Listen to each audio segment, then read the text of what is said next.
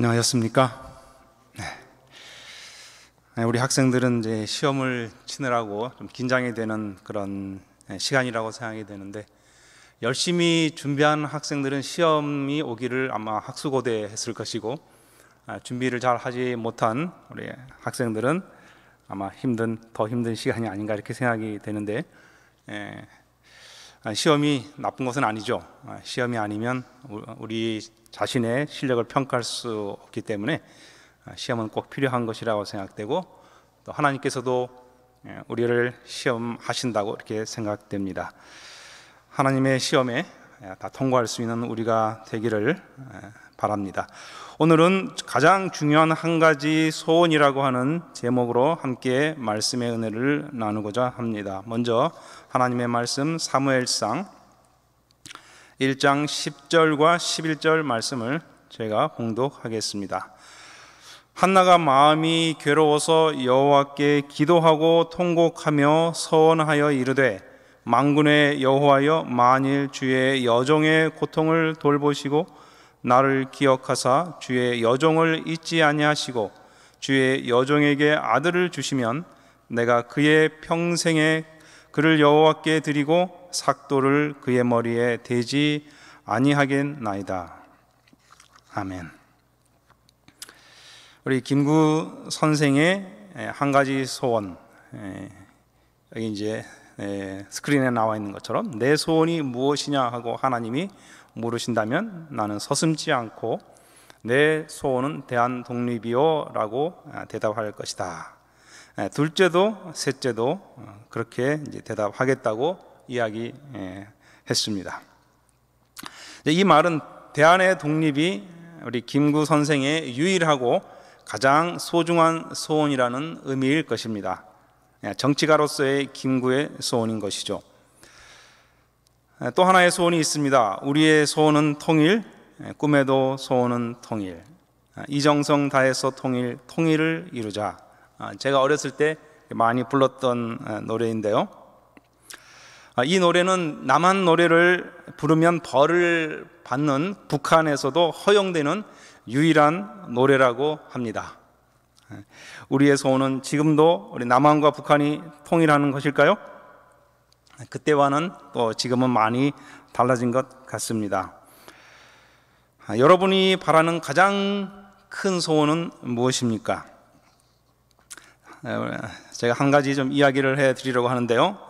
독일 동화에서 이렇게 제가 읽은 이제 하나의 이야기인데요. 독일 동화의 특징은 요술이 많이 등장한다는 것입니다. 요술 이야기죠. 그래서 아름다운 공주와 멋진 왕자가 등장하고 둘이 결혼하여 행복하게 산다고 하는 그 해피엔딩, 그런 것들이 이제 특징이라고 할 수 있는데, 아마도 이제 그것은 서민들의 동경을 이야기를 통해서 나타낸 것이라고 이렇게 생각할 수 있겠습니다. 그 이야기들 가운데에서 요술이 등장하지만 평범하면서도 깊은 교훈을 주면서 마치는 이야기 한 편이 있어서 소개해 드리려고 합니다. 젊은 농사꾼이 잠시도 쉬지 않고 부지런히 밭을 갈고 곡식을 가꾸고 있었습니다. 그러던 어느 날 밭을 갈다가 이제 쟁기에 기대 앉아서 잠시 쉬고 있는데, 동화책에 잘 나타나는 그 요술 할멈이 드디어 나타났습니다. 그리고 하는 이야기가, 그렇게 악착같이 일해도 운이 없으면 소용이 없어. 내가 운이 트게 해줄까? 여기서 이틀 동안 똑바로 걸어가면 숲속에 다른 나무보다 훨씬 큰 전나무가 한 그루 있을 테니까 그것을 베어봐. 이상했지만 그대로 해보리라고 마음 먹고는 도끼를 메고 정말 이틀을 걸어갔더니 키 큰 나무, 키 큰 이 전나무 한 그루가 정말 있었습니다. 그래서 그 나무를 베었죠. 그런데 그 나무가 이제 쓰러지면서 꼭대기에 있던 새 집에서 2개의 알이 떨어졌는데, 그것이 이제 깨지면서 한 알에서는 새끼매가 나오고, 그 다음에 다른 알에서는 금가락지가 나왔습니다. 그런데 이 새끼매가 눈 깜짝할 사이에 이제 아주 그냥 이렇게 쑥쑥 이렇게 크더니 이제 어미새처럼 커가지고서는 두 번 날갯짓을 하더니 농사꾼에게 아저씨 덕분에 제가 살아났어요. 그 보답으로 이 금가락지를 드리겠습니다. 이 가락지는 손가락에 끼고 돌리면서 소원을 말하면 무엇이든지 이루어주는 요술 가락지예요. 그런데 소원은 한 가지만 말씀하셔야 돼요. 그 뒤에는 보통 가락지가 되거든요. 그러니까 잘 생각해서 제일 소중한 소원을 말씀하세요 하고 이제 이 매는 떠나갔습니다. 자, 이 농부는 그 가락지를 이제 들고 보석 상점에 갔습니다. 이 보석 장수가 그 가락지를 보더니 이건 아주 싸구려 가락지라고 그렇게 이야기를 했어요. 뭐 순진한 농부가 뭐 그냥 그러려니 하고 자기가 있었던 이야기를 이렇게 얘기를 해 주었습니다. 사실은 이 보석 장수는 이 그 금가락지가 탐이 나가지고 거짓말을 했던 것이죠. 보석 장수는 이제 농부를 그날 저녁 잘 먹여주고 재워주고는 가락지를 바꿔치기 한 것이죠. 자, 이제 농부가 간 다음에 이 보석 장수가 문을 꼭꼭 닫아 걸고 이제 가락지를 돌리면서 소원을 말합니다. 자, 이 보석 장수의 가장 큰 소원은 무엇이었을까요? 뭐 보통 우리가 가지는 소원이죠. 많은 돈을 이제 갖는 것입니다. 그래서 이 보석 장수가 농부가 이야기한 대로 이제 그 가락지를 돌리면서 10만 타알레르, 뭐 이게 이제 1타알레르가 3마르크라고 하는데 하여튼 엄청난 돈이에요. 그래서 10만 타알레르를 달라고 소원을 말을 하니까 번쩍번쩍 빛나는 이 은전이 천장에서 쏟아지는데 10만 타알레르가 될 때까지 쏟아져서 보석 장수가 파묻혀 죽고 말았다는 것입니다. 자, 이제 농부는 어떻게 되었을까요? 이 농부는 보석 장수가 이 금가락지를 바꿔치기 한 줄을 모르고 그것이 이제 원래 그 가락지인지를 알고 집으로 돌아와서 이제 아내와 의논을 하는 것입니다. 여보, 이제는 운이 텄어. 그런데 우리가 무슨 소원을 말하지? 농부 아내가 말을 합니다. 우리가 밭이 적어서 늘 고생했잖아요. 그러니까 이제 밭을 달라고 우리 소원을 말하자고 얘기했어요. 농부 아내의 한계죠. 근데 농부가 이제 대답하기를 그거는 중요하지 않아. 우리가 1년 동안 부지런히 일하면 밭 같은 건 살 수 있잖아. 그렇게 하면서 이제 농부가 이제 이 소원을 말하는 걸 좀 연기하고 이제 열심히 일을 해가지고 그 1년 동안 더 많은 이제 농작물을 수확하게 됩니다. 그래서 이제 그 다음 해가 됐습니다. 이제 아내가 다시 말합니다. 우리가 이제 밭은 이제 늘었으니까 소나 말을 한 필씩 달라고 하면 어떨까요? 역시 농부 아내의 한계죠. 근데 농부는 1년 전하고 똑같이 대답하고는 1년을 다시 일해서 소도 사고 말도 삽니다. 그런 농부를 보고 이제 아내가 말하기를 당신은 참 이상해졌어요. 전에는 이것도 있었으면 저것도 있었으면 하고 불평만 하더니 무엇이나 소원대로 된다는 이제 와서는 일만 죽도록 하니 말이에요. 마음만 먹으면 임금님도 될 수 있잖아요. 그랬더니 이제 농부가 그런 쓸데없는 말은 그만둬요. 소원은 단 한 가지밖에 안 된다고 했잖아요. 선뜻 말해버리면 그만 아니겠어요. 더구나 우리에게는 지금 아무런 부족한 것도 없지 않소. 이 가락지가 생긴 후에 우리 살림은 훨씬 나아졌고 또 바라는 건 하나하나 갖추어져 가고 있지 않소. 소원은 충분히 생각한 뒤에 말하도록 합시다. 뭐 농부의 말이 옳았기 때문에 아내가 더 이상 이야기를 하지 못했습니다. 그렇게 해서 이제 몇 해가 지나갔습니다. 이 농사꾼은 재산도 늘고 돈도 많아졌는데 머슴보다도 더 열심히 일을 하는 것입니다.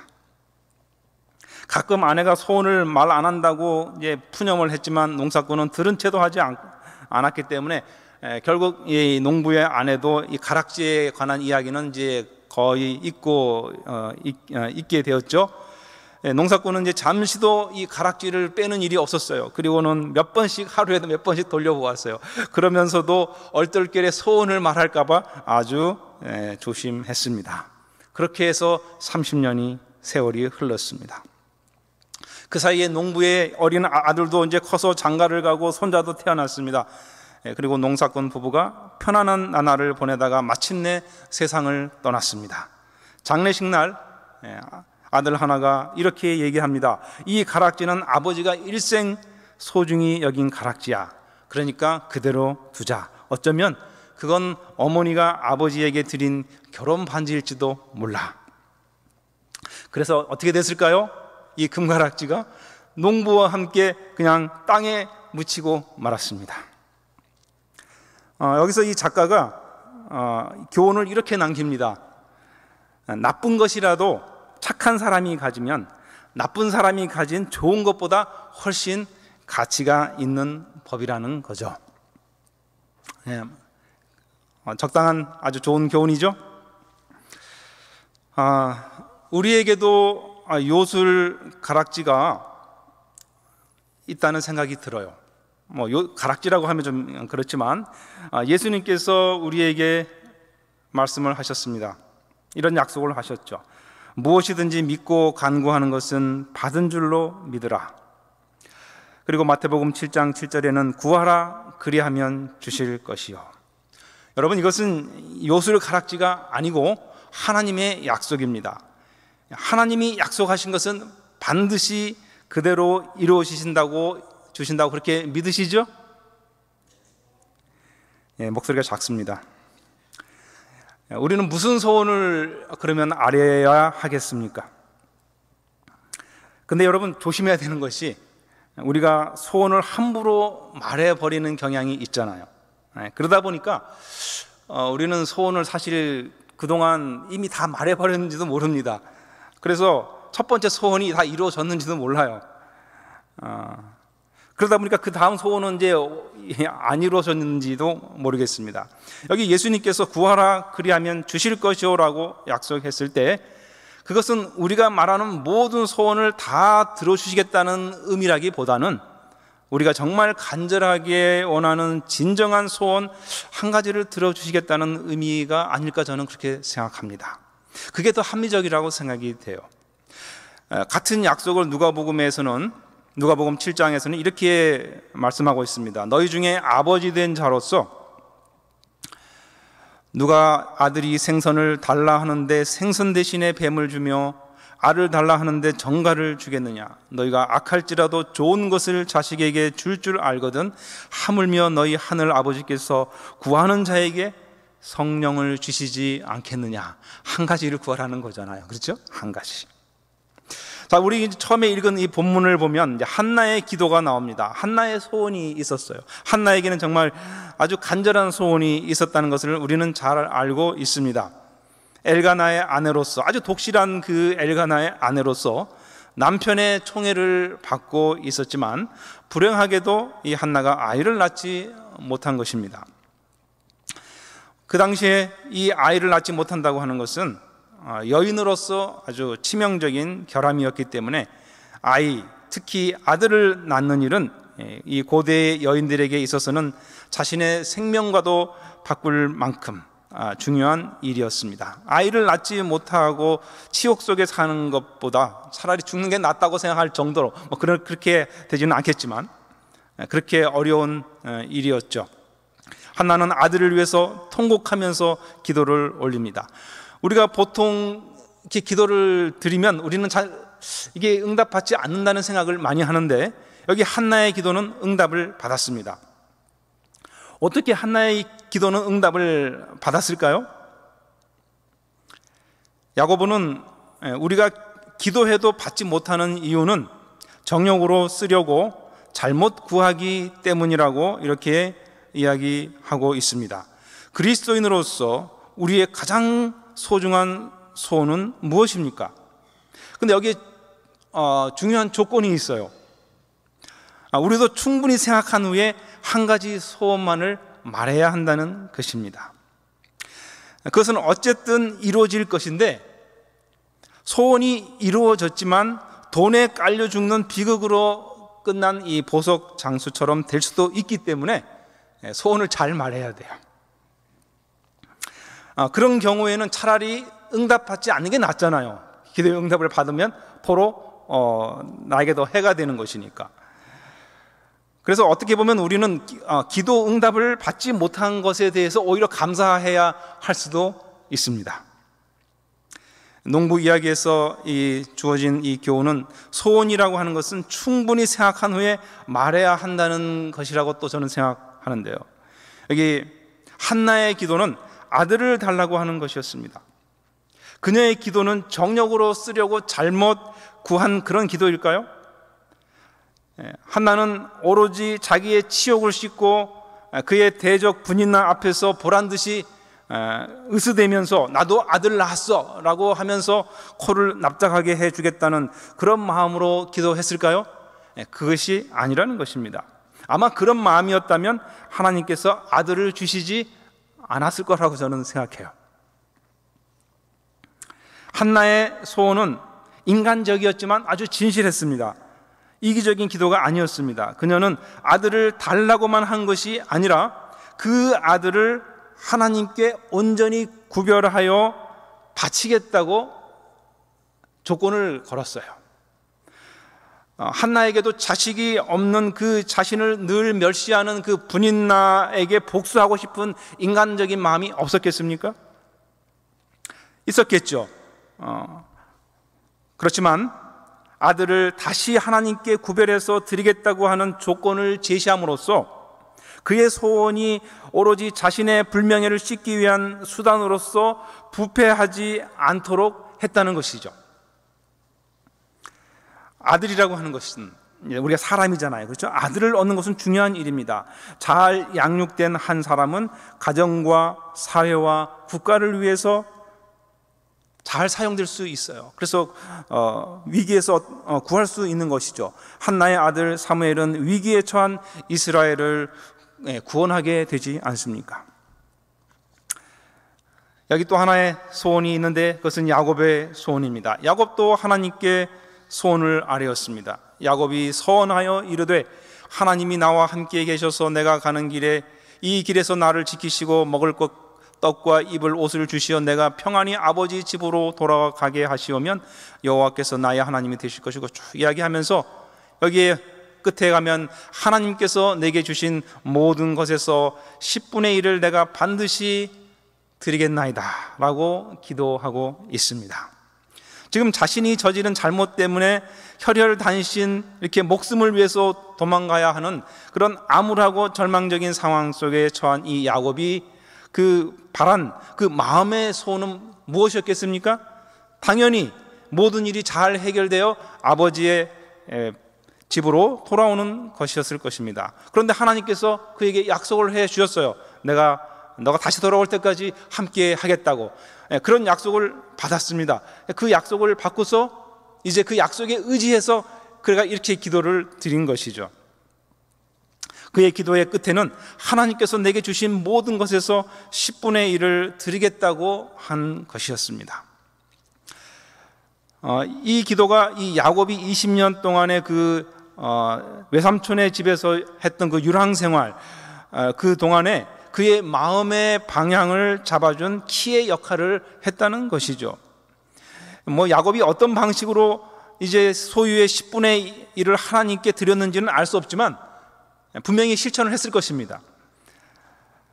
그리고 우리는 이 야곱의 후년의 삶을 통해서 그의 이웃과 주변 모든 민족에게 축복이 된 것을 통해서 하나님께서 그의 기도를 응답하심으로 모든 사람에게, 자신과 이 모든 사람에게 복이 되었다는 것을 알 수 있습니다. 많은 경우에 사람들의 소원과 기원은 자신들의 삶에 국한되어서 끝나버리죠. 그 소원을 이룸으로써, 다시 말하면 기도의 응답으로 자신이 받은 축복이 주변의 다른 사람들에게 조금도 흘러가지 않고 멈춤으로써 그들의 소원이 이기적이었음을 보여주는 것입니다. 그래서 그러한 그 소원의 성취가 자신에게도 타인에게도 유익한 결과를 가져오지 못하는 것입니다. 말씀을 제가 요약하면서 제가 생각하는 것은 이것입니다. 자, 우리가 모두 이 농부처럼 소원을 말하면 주시겠다고 하는 그 약속을 가지고 있습니다. 그런데 여러분, 사실 이 약속은 마냥 좋은 것만은 분명히 아니에요. 왜냐하면 소원을 이렇게 계속 말하면 계속 주신다는 것이 아니라 이걸 생각하셔야 됩니다. 우리가 한 가지 소원을 하나님께 말씀드리면 다른 소원은 뒤로 밀린다는 것이죠. 그래서 진지하게 생각해야 하는 것입니다. 우리는 반드시 구해야 할 가장 소중한 한 가지 소원에 대해서 진지하게 생각해야 한다는 것이죠. 이야기 속에서는 이 세상은 무엇이 가장 소중한 소원이어야 하는지 그 답을 주지 않고 있습니다. 이 세상에서는 그를 알려주지 않지요. 답을 제시하지 못하는 것입니다. 그렇지만 우리는 알아야 돼요. 그래야 그 소원을 아릴 수 있으니까. 근데 우리 마음이 부패하면 사실 우리가 하나님을 믿는다 할지라도 그것을 알지 못할 수도 있다는 사실입니다. 그래서 우리가 우리 자신을 순수하게 만들 필요가 있습니다. 한나는 믿음의 눈으로 그것이 무엇인지 알았고 간절히 구함으로 응답을 받았습니다.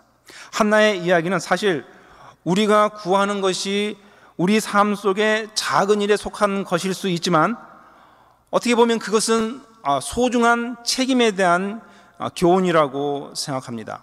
한나는 아들을 위해서 기도했을 뿐만 아니라 그 아들에 대한 양육의 책임을 분명히 알고 있었다는 것이죠. 그가 아들을 낳은 후에 한 행동을 보면 그것을 알 수 있습니다. 소원이라고 하는 것, 기도라고 하는 것은 그것을 이루었을 때의 책임도 수반한다는 것입니다. 하나님께서는 작은 일에서 우리의 진실을 시험하시죠. 우리가 아주 크게 생각해서 거교회적 계획이나 또 거국적 일 이런 것들, 사실 그런 것들은 우리가 직접 관여되는 일이 아니지 않습니까? 중요한 일이지만 우리가 소홀히 여기고 있는 그런 일들, 우리가 한나의 이야기처럼 아주 가정의 작은 일이지 않습니까? 아이를 양육한다고 하는 것, 그런 것들을 우리가 소홀히 하면서 우리는 내가 기도하면 하나님이 들어주시기를 바라는 그런 어떤 상황들을 우리가 여기서 생각할 수 있습니다. 그리스도인의 기도는 한나와 야곱처럼 그들의 소원이 단지 자신들의 이익으로 끝나지 않고 이웃과 사회의 축복으로 환원되는 그런 것이어야 된다는 것을 말해주고 있다고 생각합니다. 그리고 물질적인 것, 또 자리에 관한 어떤 세상에 국한된 소원이 아니라 사람에 관한 것이어야 한다는 것을 또 말해주고 있는 것이죠. 아브라함에게 하신 하나님의 약속은 모든 민족이 축복을 받는 것에 관한 것이었습니다. 한나와 야곱처럼 우리의 기원과 소원은 우리가 처한 삶에 따라서 다양할 수 있다고 생각돼요. 우리는 살아가면서 무수히 그때그때의 상황에 따라서 많은 소원을 하나님께 아뢰입니다. 가장 중요한 소원은 따로 있고 또 그 아래 삶 속에서 또 소소한 소원을 아뢰 수가 있습니다. 그러한 소원들은 우리가 가장 중요하다고 믿는 그 소원이 하나의 큰 방향타가 되어서 나머지 소원들을 이제 만들어가는 것이죠. 큰 소원 때문에 이제 또 이야기하는 소원이 되는 것이잖아요. 그 때문에 우리는 진지하게 가장 크고 중요한 소원이 무엇이 되어야 할까를 생각해야 한다는 것입니다. 그런데 여러분, 제가 처음에 들은 그 이야기 속에서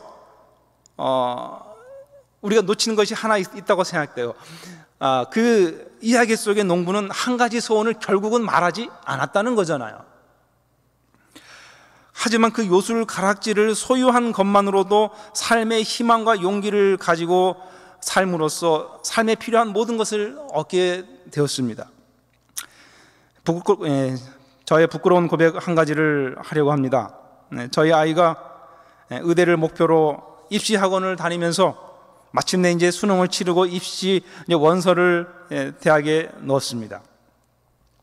이미 재수를 넘어서 삼수까지 한 상황이었어요. 그래서 이번에도 떨어지면 너무 힘들 것 같았어요. 아이도 힘들고 우리도 힘들고. 그래서 가까운 교우님들께 함께 기도해 달라고 합격하도록 부탁을 했습니다. 제가 왜 그때 그 기도를 했는지, 그런 부탁을 했는지 지금 생각하면 얼굴이 뜨거워집니다. 그게 정말 중요한 소원이라고 말할 수 있을까요? 분명히 했습니다. 가장 중요한 소원이 될 수 없다는 것을 사실 알고 있었습니다. 아이는 떨어졌고 아픔이 있었습니다. 그리고 이제 또 수년이 지나서 이제 졸업반이 되고 그 아이와 우리 모두가 사실은 행복하게 살고 있습니다. 사실 그래서 우리는 무엇이 가장 중요한지 잘 분별하지 못할 때가 많지요.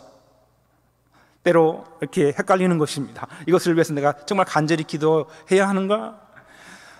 그렇다고 해서 우리가 우리 가족의 건강을 위해서, 또 신앙을 위해서, 우리의 사업을 위해서, 직장을 위해서 기도하지 말라는 것이 아닙니다. 당연히 기도해야 하죠. 그런 개인적인 소원을 통해서 우리는 우리의 삶에서 하나님을 의지한다고 하는 것을, 또 하나님께 모든 것을 맡긴다고 하는 것을 이렇게 나타내는 것이기 때문에 당연히 해야 합니다. 그런 일상의 문제 말고 정말 하나님께서 솔로몬의 꿈에 나타나서 무엇을 너에게 주었으면 좋겠니? 라고 물으신 것처럼 그런 질문을 우리가 받았을 때 하는 이야기이죠. 우리는 소원을 함부로 말하지 않아야 하겠다는 것입니다. 소원을 말하는 것을 아껴야 하는 것입니다. 무엇을 위하여 기도하여야 할까 하는 것은 우리 마음의 방향을 나타내는 것이고 우리는 그 방향으로 가게 될 것이기 때문에 그렇습니다. 나이를 먹고 경험을 더 쌓고 성경 말씀을 읽으면서 지혜가 더 풍성해지면서 우리가 중요하게 여기던 것이 그렇게 큰 의미가 없다는 것을 알게 될 때가 있잖아요. 그래서 어쩌면 우리의 기도는 차라리 우리가 무엇이 가장 중요한지를 아는 지혜를 달라고 겸손히 기도해야 하겠습니다. 아마 그것이 솔로몬의 기도가 아니었던가 생각이 됩니다. 그래도 큰 틀이 필요하다라고 생각되신다면 우리는 한나가 기도했던 것처럼, 아이를 위해서 기도했던 것처럼 사람을 위해서 기도할 필요가 있다고 생각되고요. 또 모세가 기도했던 것처럼 하나님의 영광을 볼 수 있게 해달라는 그런 기도를 드릴 수 있겠고, 바울처럼 하나님의 사랑의 깊이와 높이와 넓이와 길이를 알게 해달라고, 그리고 성도들과 더 깊은 사랑의 교제를 위해서 기도할 수 있다고 생각됩니다. 오늘 말씀을 줄이면서 우리가 혹 간구하지 못했을지라도 우리는 하나님께서 우리에게 모든 것을 들어주시겠다고는 이 약속만 가지고도 사실 우리는 희망을 가지고 또 믿음으로 살아갈 수 있다고 생각됩니다. 그래서 저와 여러분들이 가장 중요한 소원이 무엇인지를 우리가 이 땅에 살면서 마침내 깨닫게 될 때까지 인내하면서 또 하나님을 바라보며 살아가는 저와 여러분 되시기를 바라면서 말씀을 마치겠습니다.